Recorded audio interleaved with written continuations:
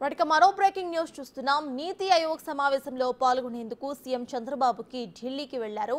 ఇక వికసిత్ భారత్ 2047 ఎజెండాగా జరిగే నీతి ఆయోగ్ సమావేశంలో ఏపీ అభివృద్ధిని చంద్రబాబు ప్రస్తావించబోతున్నారు.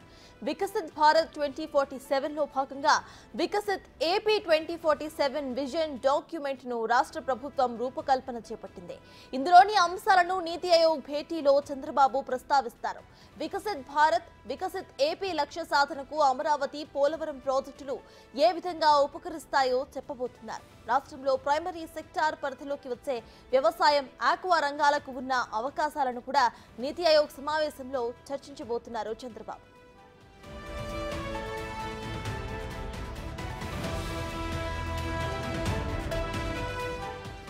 జీడీపీ గ్రోత్ రేట్ పెరుగుదలకు తాము పెట్టుకున్న టార్గెట్, చేపట్టబోతున్న ప్రణాళికలను చంద్రబాబు వివరిస్తారు.